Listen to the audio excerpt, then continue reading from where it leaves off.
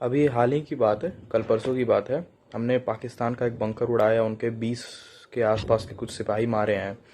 तो कुछ ज़्यादा ही उन्नत लोग ये कह रहे हैं कि कौन सा बड़ा काम किया है, तुम्हारे भी तो 5 मारे गए हैं। हाँ, एक बात होती कि अगर तुम्हारे एक भी ना मारे जाते और तब तुमने उनके 20 मारे तो कोई बात थी। उन लोगों को मैं एक बात समझाना चाहूँगा। बहुत पुरानी बात है। लोंगेवाला पोस्ट के बारे में आपने सुना होगा, अजमेर के पास है। राजस्थान और पाकिस्तान का बॉर्डर है ये। वहाँ पे कुछ 120 सिपाही थे और सामने से पूरी पाकिस्तानी आर्मी आ रही थी। यहाँ हमारे पास ना आर्टी सपोर्ट था, ना ही कोई बैकअप सपोर्ट था। ये 120 सोल्जर और सामने से पाकिस्तानी आर्मी आर्टिलरी, टैंक्स और कैनन्स के साथ आ रही थी। उस लड़ाई के दौरान वहाँ पे बहुत से यंग सोल्जर्स भी थे, यंग ऑफिसर्स थे, नए भर्ती होके जो अभी अभी गए थे, वो सारे भी वहीं वहाँ पे पोस्टेड थे। इनके सामने चॉइस थी, या तो ये भाग जाते या वहाँ खड़े रहकर लड़ते। तो इन्होंने फैसला किया कि ये लड़ेंगे। एयरफोर्स का सपोर्ट नहीं था, क्योंकि उस टाइम की एयरफोर्स रात में लड़ नहीं सकती थी, रात में फायर नहीं कर सकती थी उनके नाइट ब्लाइंडनेस के जरिए। तो एयरफोर्स ने फैसला किया कि जैसे ही सूरज की पहली किरण निकलेगी वो अटैक करेगी, लेकिन रात भर पाकिस्तानी आर्मी को रोकना ये बहुत बड़ी चुनौती थी।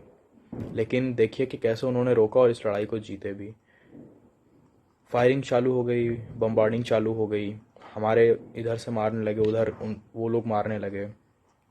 उसी दौरान एक टूटी फूटी बिल्डिंग के अंदर एक तरफ से पाकिस्तानी सोल्जर और एक तरफ से इंडियन आर्मी का सोल्जर घुसते हैं। दोनों ही अभी तुरंत की भर्ती हुई थी उनकी, नए सोल्जर्स थे, बिल्कुल नए यंग सोल्जर्स थे। दोनों ही आमने सामने होते हैं और एक दूसरे को अलग अलग यूनिफॉर्म्स में देख के तुरंत गन तान लेते हैं। हालांकि वो दोनों ही इस परिस्थिति से एकदम नए होते हैं, एकदम वंचित होते हैं, लेकिन फिर भी ये पूरी कोशिश करते हैं अपनी देशभक्ति दिखाने की। पर ये ज़्यादा देर एक दूसरे के ऊपर बंदूक तान नहीं पाते हैं, अपने अंदर के जज्बात छुपा नहीं पाते, क्योंकि अंदर से ये भी डरे होते हैं, क्योंकि ये सिचुएशन इनके लिए पूरी नई होती है। तो इंडियन आर्मी के जो ऑफिसर होते हैं वो पूछते हैं कि क्या ये तुम्हारी पहली लड़ाई है, तुम पहली बार जंग पे आए हो? तो सामने वाला जवाब देता है कि हाँ, ये उसकी पहली लड़ाई है। उनके बीच में बातचीत चलती है, मैं आपको बातचीत बताता हूँ क्या थी।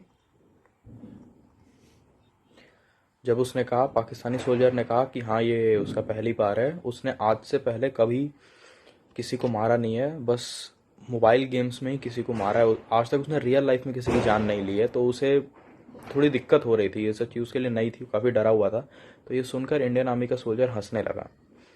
लेकिन उसने उसको ये बात बताई कि ये बात तुम भी जानते हो, ये बात मैं भी जानता हूँ, कि हम दोनों इस बिल्डिंग से बाहर एक साथ नहीं निकल सकते हैं।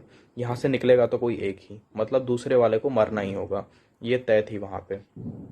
अब बात ये थी कि ट्रिगर दबाएगा कौन। दोनों ने ही गन तानी हुई थी एक दूसरे के ऊपर। तो ये इंडियन आर्मी पूछती है कि तुम पहले, मतलब आर्मी में भर्ती होने से पहले तुम क्या करते थे? तो उसने कहा कि वो एक इंजीनियर था, तब तक जब तक कि पाकिस्तानी गवर्नमेंट ने घसीट कर उसे आर्मी में भर्ती होने के लिए उकसाया नहीं, उसे जब उसके साथ ज़बरदस्ती नहीं की। मतलब आप देखिए, वहाँ पे ज़बरदस्ती लोगों को भर्ती किया जाता है, कोई भर्ती होना नहीं चाहता। क्यों? इसके पीछे भी एक रीज़न है कि इंडियन आर्मी में अगर आप शहीद होते हैं, भले ही आप बॉर्डर के उस पार शहीद क्यों ना हुए हों, अगर आप शहीद होते हैं तो आपकी बॉडी को प्रॉपर पूरे इज्जत के साथ लाया जाएगा, उसका पूरा अंतिम संस्कार किया जाता है, पूरी इज्जत दी जाती है। लेकिन अगर पाकिस्तानी आर्मी का कोई सोल्जर डेथ करता है तो वो उसकी बॉडी को एक्सेप्ट तक नहीं करते हैं। इसीलिए अब कौन चाहेगा कि वो देश के लिए शहीद हो पर उसका इज्जत सत्कार ना हो, उसके परिवार को उसकी बॉडी भी ना मिले। यही सब रीजंस की वजह से वो थोड़ा सा डरा हुआ था। फिर उसके बाद वो उससे पूछता है,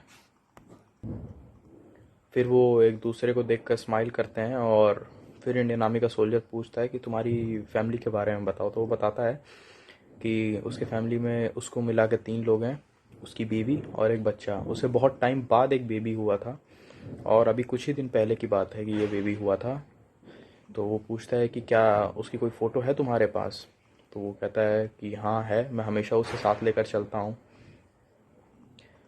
तो इस ये बात हो ही रही थी, तब तक उसे प्यास लग गई। तो उसने, इंडियन आर्मी के ऑफिसर को प्यास लग गई।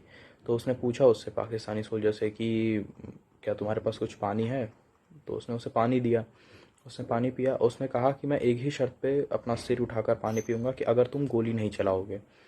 तो उसने उससे वादा किया कि वो गोली नहीं चलाएगा, वो पानी पीता है।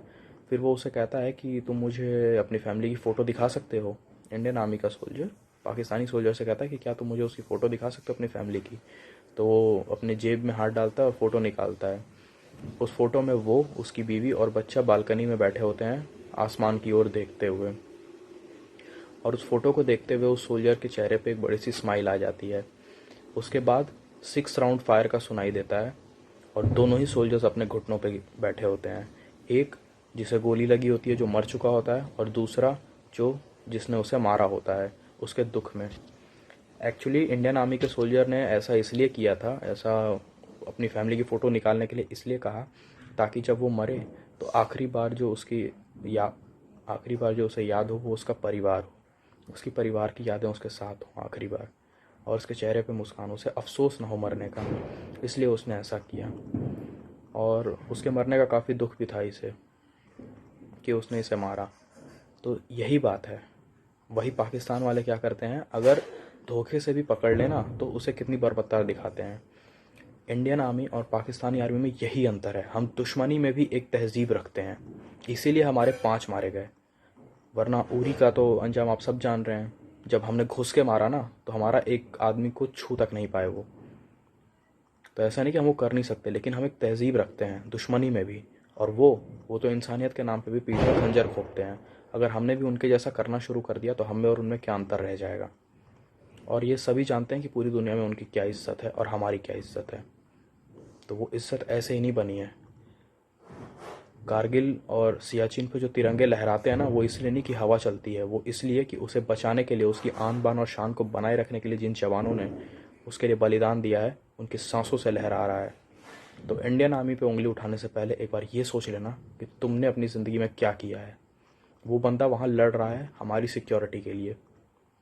आज हम चैन से सो पाते हैं, क्यों? क्योंकि वो बॉर्डर पर खड़े हैं। हर माँ अपने बच्चे को खुशी खुशी स्कूल भेजती है, क्यों? उसे उसकी सिक्योरिटी की कोई चिंता नहीं होती, कोई उसे डर नहीं होता कि इसे कोई मार देगा। पाकिस्तान में डर होता है कि शायद आतंकवादी उठा के ले जाएं या कुछ ऐसा होता है। कश्मीर में होता है, होती थी पहले, अब तो नहीं होती, लेकिन पहले होती थी कश्मीर में। स्कूल से बच्चों को उठा के ले जाते थे, जिहादी बनाते थे। इंडिया में ऐसा कोई डर नहीं, क्यों? क्योंकि हमारे सोल्जर्स और हमारे ऑफिसर्स हमारी सिक्योरिटी के लिए खड़े हैं। तो तुम उनके लिए लायक कुछ नहीं कर सकते, पर कम से कम उन पे भरोसा दिखा के उनका हौसला तो बढ़ा सकते हो। अब तुम खुद सोचो कि जिनके घर पे दिवाली के दिन कॉफिन्स पहुंच रहे होंगे, उनका क्या हाल होगा। एक दिन पहले वो सब तैयारी कर रहे थे कि दिवाली मनाएंगे, और अगले दिन उनके घर पे कॉफिन पहुंच रहा है। क्या त्यौहार मना होगा उनका। तो कम से कम सवाल उठाकर उनका हौसला मत तोड़ो। और हाँ, ये बात सही है कि अब इंसानियत दिखाने का वक्त नहीं रहा है, अब सामने वाले को उसी की भाषा में जवाब देने का वक्त है। तो इस पर काम चल रहा है, बहुत से ऑपरेशंस चल रहे हैं, आगे आपको सब डिटेल्स मिलेगी। बस इतना ही कहना चाहूँगा कि इंडियन आर्मी पे सवाल उठाने से पहले एक बार अपने बारे में देख लेना, अपने बारे में सोच लेना कि तुमने क्या किया है। और अगर तुम्हारे साथ ऐसा होता तो तुम क्या एक्सपेक्ट करते। कम से कम अगर कुछ कर नहीं सकते हो तो उंगली भी मत उठाओ। हौसला अफजाई करो उन लोगों का, और शुक्रगुजार रहो जिनकी वजह से आज तुम अपने घरों में सुरक्षित हो। जय हिंद।